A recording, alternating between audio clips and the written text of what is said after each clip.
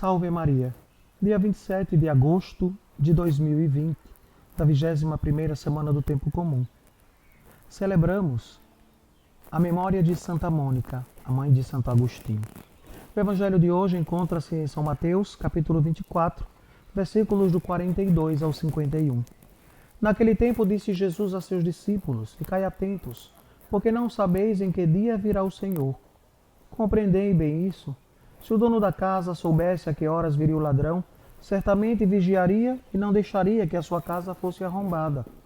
Por isso também vós ficais preparados, porque na hora em que menos pensais, o Filho do Homem virá.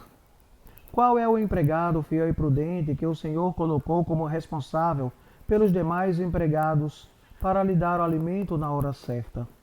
Feliz o empregado cujo Senhor o encontrar agindo assim quando voltar. Em verdade vos digo, ele lhe confiará a administração de todos os seus bens. Mas se o empregado mal pensar, meu senhor está demorando, e começar a bater nos companheiros, a comer e a beber com os bêbados, então o senhor desse empregado virá no dia em que ele não espera, e na hora que ele não sabe, e o partirá ao meio, e lhe imporá a sorte dos hipócritas. Ali haverá choro e ranger de dentes. Palavra da salvação. Glória a vós, Senhor. Nós percebemos a intensidade do Evangelho que nos é proposto para a nossa reflexão. Não é? Ficai atentos, porque não sabeis em que dia virá o Senhor. Quando nós falamos desta realidade da vinda do Senhor, é necessário ter em conta que Jesus nos deu a graça pelo batismo e nós precisamos viver a cada dia, mergulhados nesta graça que o Senhor nos concede todos os dias. Porque, como diz a palavra, nós não sabemos o dia e a hora que virá o Senhor, mas sabemos sim que um dia Ele vai nos chamar. Mas é necessário estar sempre preparado, o coração preparado, o espírito preparado para o dia do encontro com nosso Senhor Jesus Cristo. E Ele nos traz esse exemplo, né? Um patrão que deixa seu empregado tomando conta dos seus bens. Então, o próprio Deus nos deixa administrando tudo o que Ele nos deu como dom e graça.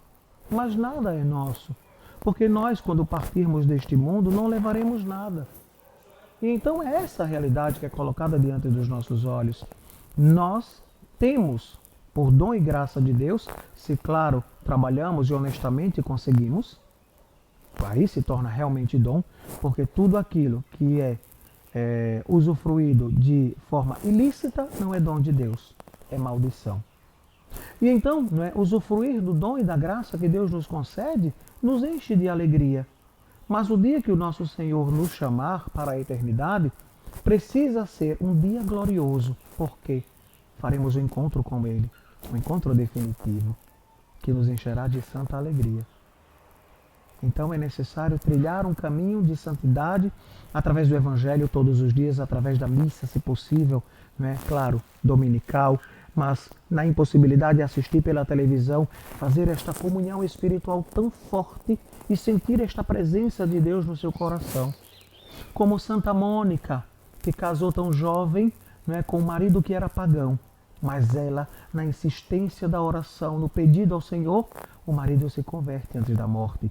E claro, falar de Santa Mônica é lembrar de Santo Agostinho, do seu filho querido, o filho mais velho, onde Santo Agostinho era católico, mas depois, por causa da filosofia de muitos pensamentos, distancia-se da igreja, distancia-se da vontade do Senhor.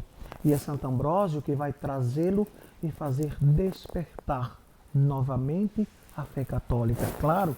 E a oração de Santa Mônica, incansável.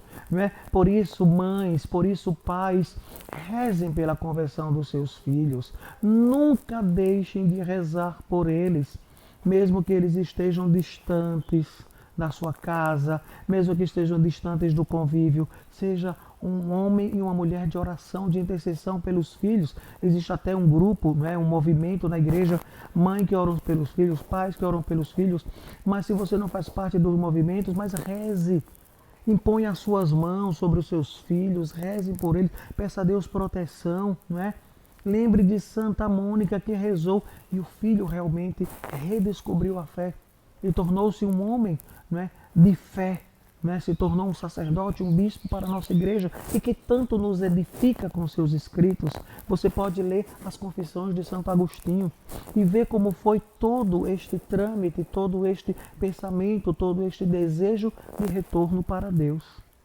Pois bem, caríssimos irmãos e irmãs, peçamos a nosso Senhor que a cada dia estejamos sempre preparados para o encontro com o Pai, mas que, enquanto peregrinos deste mundo, vivamos intercedendo uns pelos outros, para que todos possam despertar-se para uma fé em Cristo Jesus. Que assim seja.